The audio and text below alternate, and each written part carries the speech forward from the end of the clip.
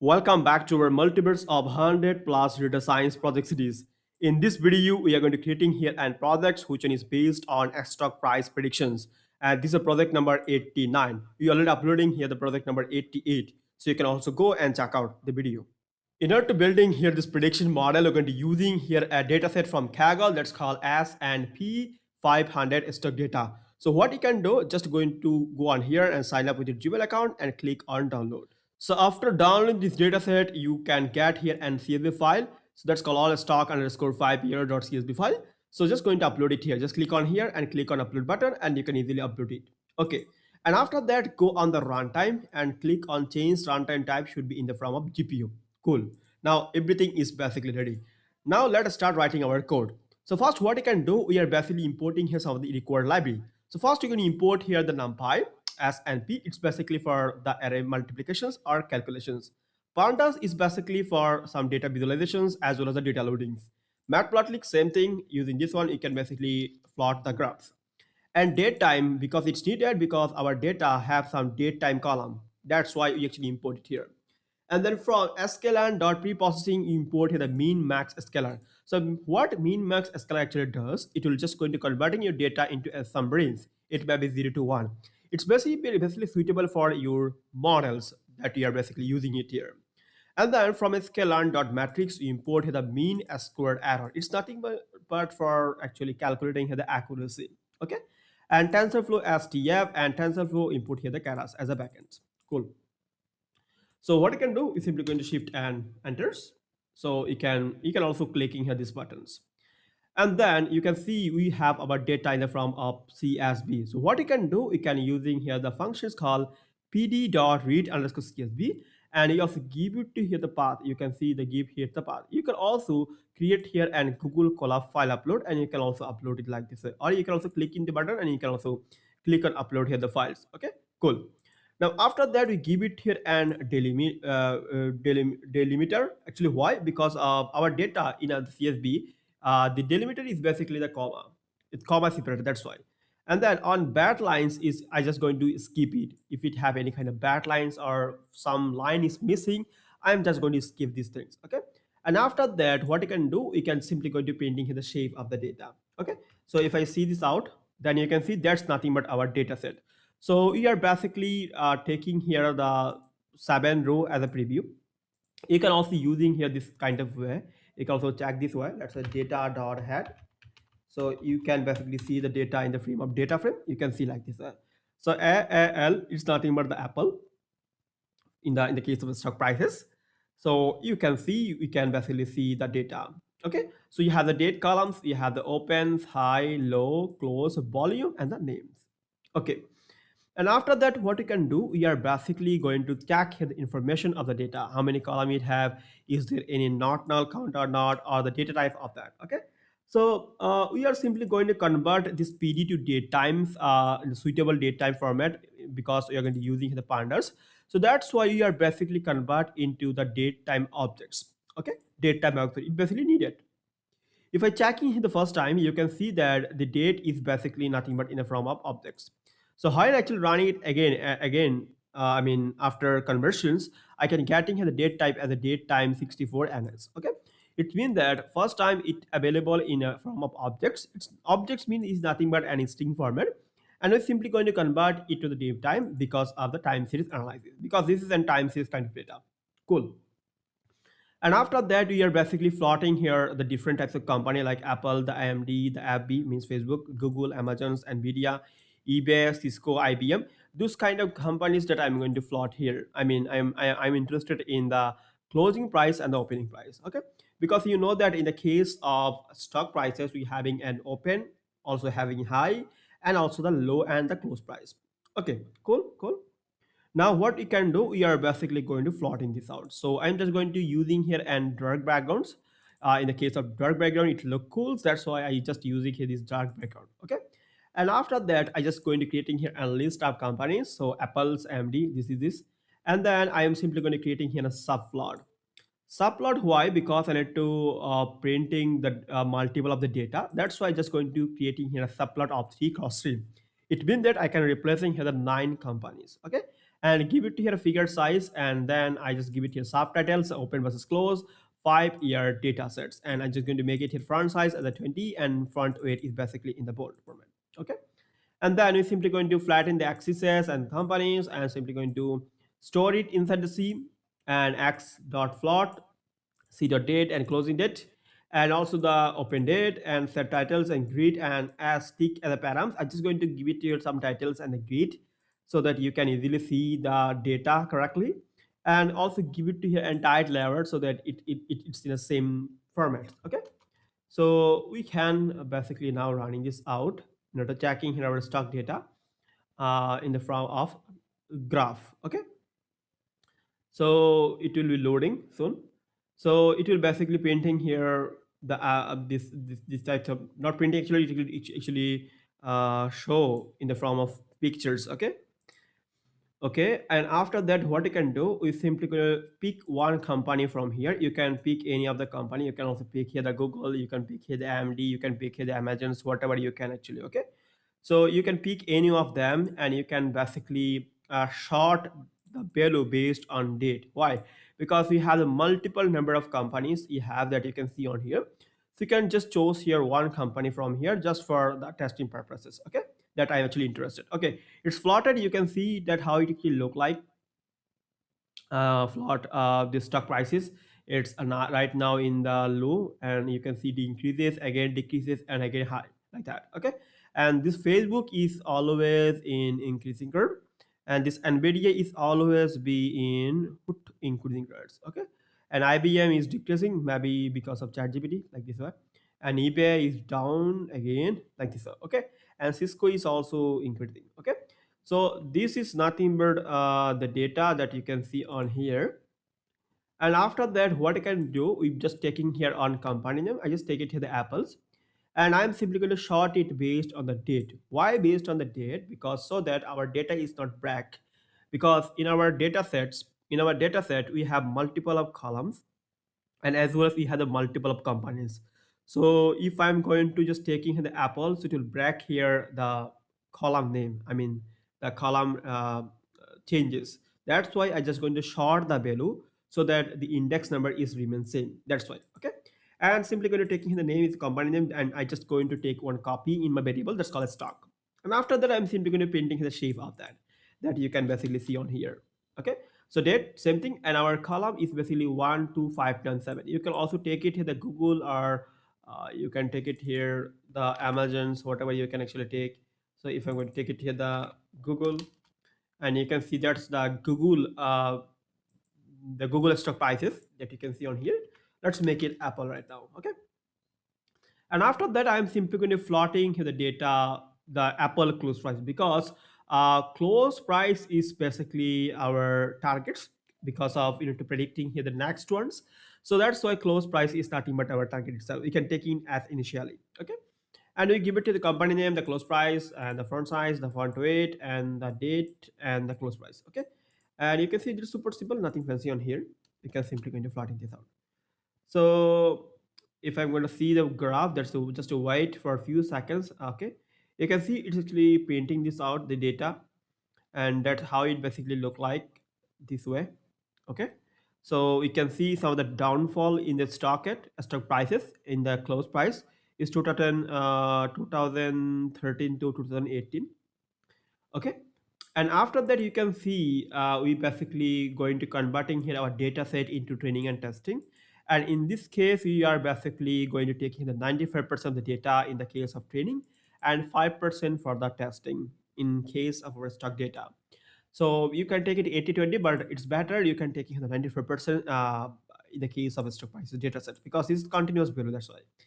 And we simply going to filtering here the close prices and going to taking here the values, and then we simply going to using here np.sell functions and total length of the data sets, and taking here the 95%. Okay, and after that, that's our training total data is 1259, and training data size is basically 1197.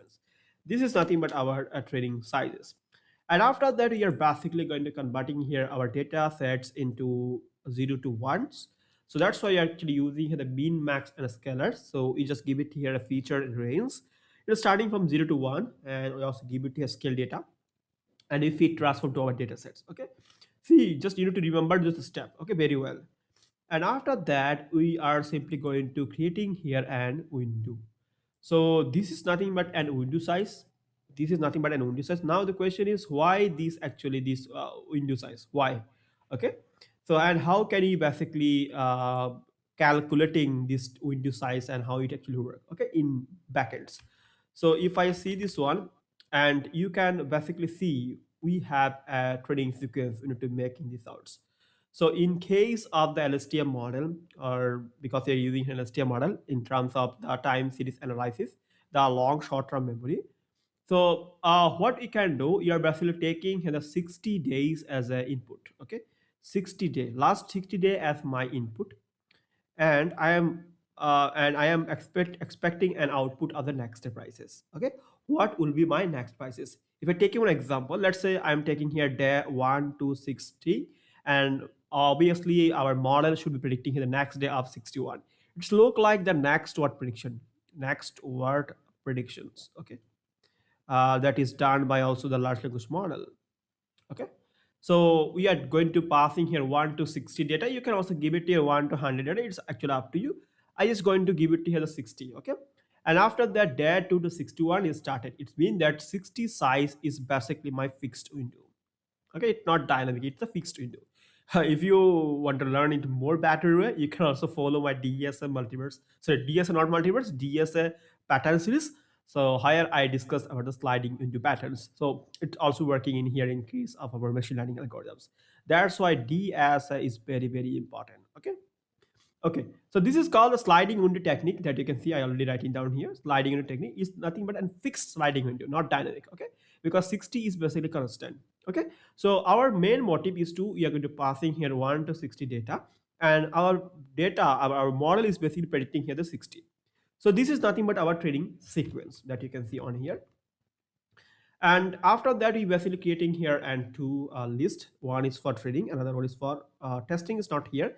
We just take it here trading, and then we going to passing here our trading size. So our trading size is basically based on 95% data, and after that we simply going to slide the window using the for loops, and we simply appending our data to our extend and voided. We're just going to creating here an list of sequences, and then we simply going to reshape it for the LSTM model. Reshape why?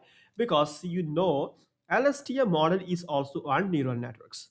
So in case of neural network, you need also reshaping your data. How you have your if I am using here an image, it should be weight, height, and the channels, as well as how many number of batches is basically coming up, or how many number of that is basically coming up.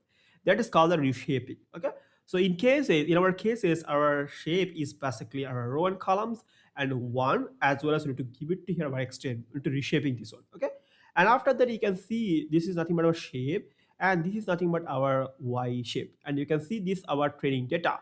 Okay, the size of the training data is basically 1137 that you can see on here. Okay, so I am just using here this pan. That's why this board is basically coming again and again. That's why.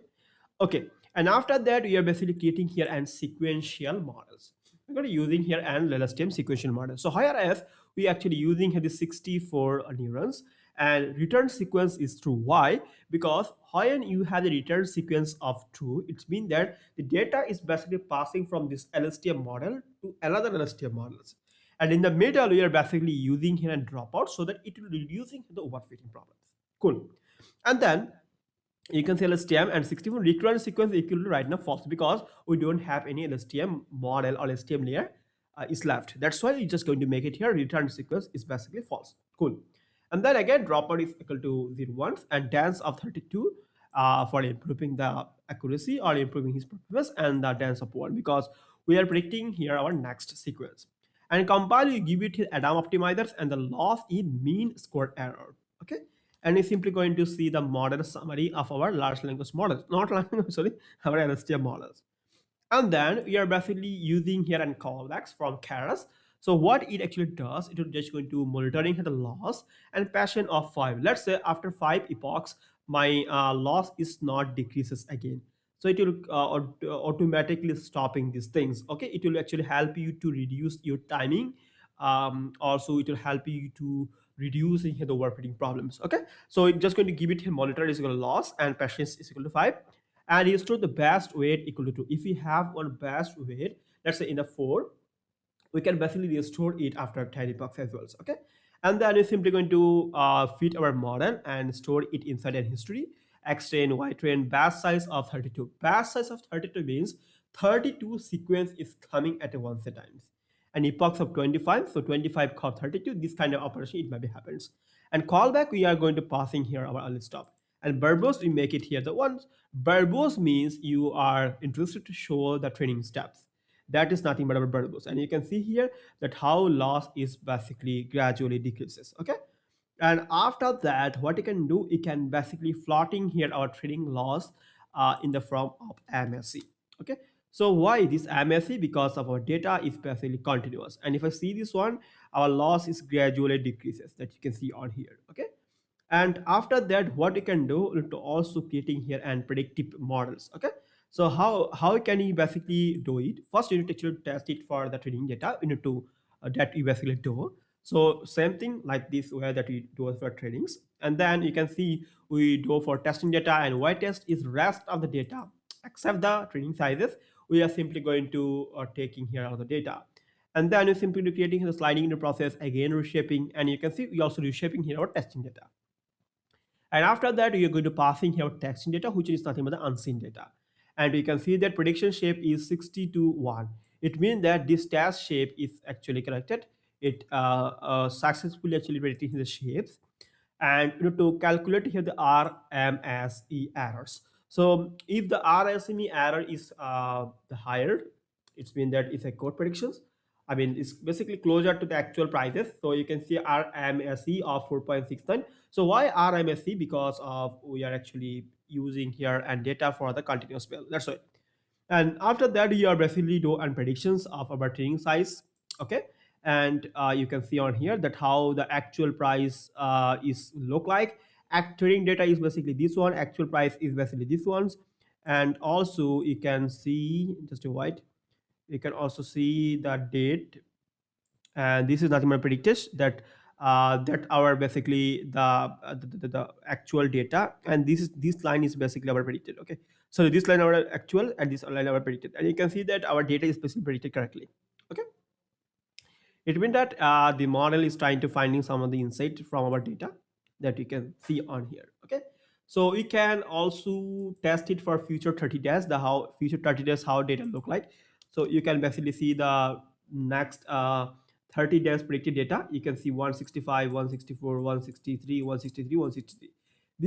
This may be the next 30-day predicted prices of the apples. Okay, so your job is to creating here this one in applications, and I already making this application in before maybe in this multimedia series as well as using Flax. You can also follow this out, and your job is to apply with the multiple stock prices and try to check the insight of the data.